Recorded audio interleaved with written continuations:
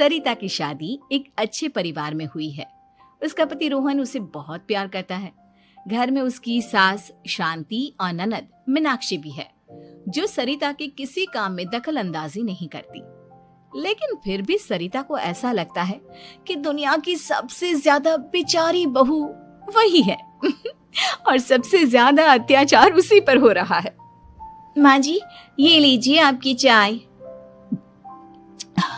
अरे बहू, तूने इतनी ज्यादा चीनी क्यों डाल दी चाय में? हाय हाय माँ जी, मैंने तो उतनी ही मीठी बनाई है जितनी मीठी आपको पसंद है। माँ डाल ही देती हो। अरे बहू, तू एक बात के पीछे ही पड़ जाती है। मैंने ऐसा कब कहा कि तू रोज चाय खराब बनाती है? सरिता अपने कमरे में चली जाती है और फोन उठाकर अपनी माँ से बात करती है। हेलो माँ, कैसी हो आप? क्या कर रही हो? मैं तो ठीक हूँ, पर तू बता, तेरा मूड कैसा है? तेरी आवाज से लग रहा है कि कुछ तो हुआ है तेरे ससुराल में। अरे क्या बताऊँ माँ, यहाँ तो हर समय मेरे साथ बहुत बुरा व्यवहार होता है। मैंने अपनी सास के लिए इतनी अच्छी चाय बनाई, लेकिन मेरी सास चाय पीते ही मुझे 4 बातें सुना दी। बेटी, तू इतनी छोटी छोटी बातों पर ध्यान ही क्यों देती हो? तुम्हारी सास ने कुछ बोल भी दिया तो क्या हो गया, वो बड़ी है ना तुझसे। माँ ने इतना समझाया, लेकिन इस बात का सरिता पर कोई असर नहीं हुआ। अपनी बेचारी बहू की छवि वो बदलना ही नहीं चाहती। अगली सुबह सब नाश्ते की टेबल पर बैठकर नाश्ता कर रहे थे, तभी सरिता ने अपने पति से कहा, सुनिए जी, मुझे ना आज बाजार से कुछ सामान लेकर आना है। आज आप ऑफिस से आने के बाद मुझे लेकर चलना ना। भाभी, मुझे भी कुछ किताबें खरीदनी है। आप दोनों जा ही रहे हो तो मेरी किताबें भी ले आना। लो, अभी तो बात ही की है बाजार जाने की, तो एक फरमाइश आ गई। माँ जी, आप भी बता दो कुछ, और हाँ, मोहल्ले वालों से भी बोल दो अगर वो कुछ मंगवाना चाहते हो तो। बेचारी मीनाक्षी अपना सा मुंह लेकर रह गई। ये सब देखकर रोहन से चुप नहीं रह गया और वो गुस्से में बोला, सरिता, क्या हो गया है तुम्हें? मीनाक्षी ने तो सिर्फ किताबों के लिए बोला है।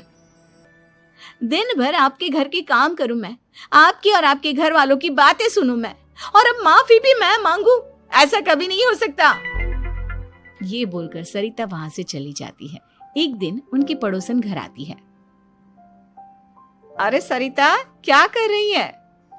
और क्या करूंगी भाभी जी, बस घर का काम ही कर रही हूँ। आप बताओ कैसे आना हुआ?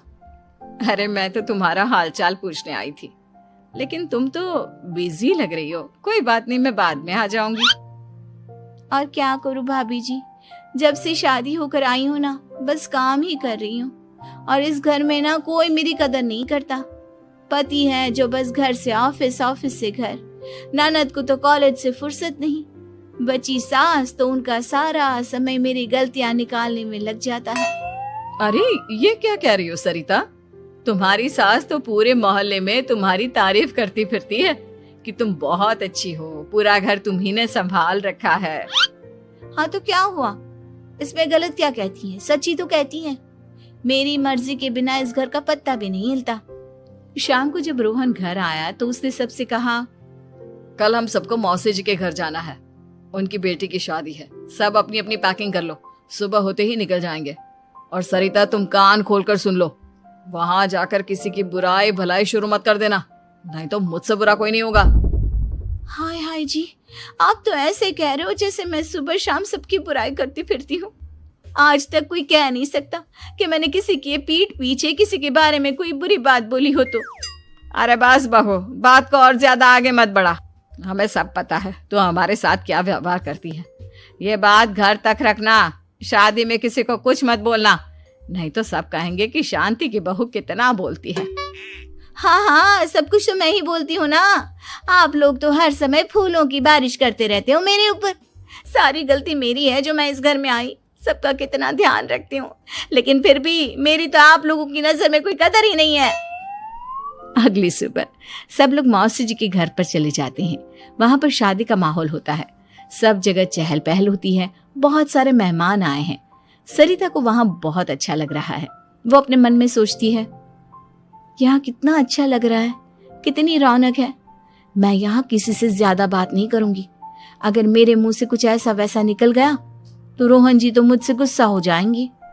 सरिता ये सब सोच ही रही थी कि वहां रोहन की कजिन साक्षी आ गई और सरिता से बोली, आप सरिता भाभी हो ना?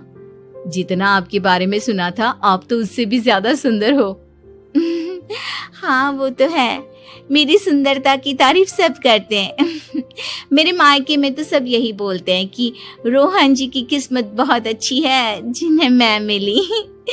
लेकिन आप कौन है? मैंने आपको पहचाना नहीं। मैं रोहन भैया की कजिन हूँ। आपकी शादी पर नहीं आ पाई थी ना, इसलिए आप मुझसे मिली नहीं कभी। शांति मौसी और मीनाक्षी आपकी बहुत तारीफ करते हैं। क्या कहा तुमने? मेरी तारीफ? कभी नहीं। मेरे ससुराल वाले कभी मेरी तारीफ कर ही नहीं सकते। मैं इतनी अच्छी हूँ, मेहनती हूँ, लेकिन उन्हें तो मेरी कदर ही नहीं। सारा दिन घर का काम करती हूँ, फिर भी मेरी सास ना मुझे सुनाती रहती है और पति भी मेरी सास की साइड लेते हैं। ना कभी बाहर ले जाते हैं ना कहीं घुमाने। अगर घुमाने के लिए कभी बोल भी देना तो उनकी बहन बीच में आ जाती है। मैं कैसे रह रही हूँ उस घर में ये मैं ही जानती हूँ। सरिता की ये बातें सुनकर साक्षी को बड़ी हैरानी हुई। अब वो हर किसी के सामने अपनी बढ़ाई और ससुराल वालों की बुराई करने लगी। रोहन और शांति को सरिता पर बहुत गुस्सा आया, लेकिन वो चुप रहे। अगले दिन जब वो अपने घर पर आए, सरिता, तुमने क्यों सबके सामने मेरी इज्जत का तमाशा बनाया? तुमसे बोला था ना कि चुप रहना। अजी ऐसा भी क्या कह दिया मैंने जो इतना भड़क रहे हो? तुम जहां जाती हो अपना रोना शुरू कर देती हो। कभी किसी दूसरे की बात ही नहीं सुनती, बस अपनी कहती रहती हो। तुमने सबके सामने हमारा तमाशा बनाकर रख दिया है। हे भगवान, मुझे अपने पास बुला ले। जिस घर में मेरी कदर ही नहीं उस घर में मेरा क्या काम? अरे क्या करूंगी मैं यहाँ रहकर? जो भी आता है मुझे सुनाकर चला जाता है। मैं तो किसी से कुछ नहीं कहती। सीधी सादी बहू मिल गई है ना सबको, तो जो जी में आए वो करो। सरिता ने अपने आगे किसी को कुछ बोलने ही नहीं दिया और उस दिन भी उसने सबके सामने खुद को बेचारी बना ही दिया। अगले दिन मीनाक्षी कॉलेज के लिए लेट हो रही थी, इसलिए वो हर काम जल्दी जल्दी कर रही थी। अपना नाश्ता लेने किचन में गई और पतीले में रखे गरम दूध को गिलास में डालने लगी। दूध का पतीला उसके हाथ से छूट गया और गरम गरम दूध उसके हाथ पर गिर गया। ओए माँ, हाय मेरा हाथ, माँ मेरा हाथ जल गया। मीनाक्षी की आवाज सुनकर सरिता दौड़ती हुई आई। ये क्या किया तुमने? तुम्हें नाश्ता चाहिए था तो मुझसे बोल देती, मैं क्या मना करती थी? अब पता नहीं कितने दिन की मुसीबत पाल ली तुमने। सरिता मीनाक्षी को उसके कमरे में ले गई और उसका बहुत ख्याल रखा। उसका इस तरह से ख्याल रखना शांति और रोहन को थोड़ा अजीब लगा। माँ, सरिता के दिमाग का भी कुछ पता नहीं। कल शादी में सबको इतना कुछ बोल कर आई है हमारे बारे में, और अब मीनाक्षी की कितनी अच्छी देखभाल कर रही है। ये ऐसा क्यों करती है? बेटा, तेरी बीवी की ना आदत हो गई है सबके सामने खुद को बेचारी दिखाने की, और आदत इतनी जल्दी नहीं बदलती। जब ये बोलना शुरू करती है तो रुकने का नाम ही नहीं लेती, इसलिए इसे पता ही नहीं चलता कि ये किसके सामने क्या बोली जा रही है। लेकिन दिल की बहुत अच्छी है। हमें भी अपना दिल बड़ा करके ये जैसी है इसे स्वीकार करना चाहिए।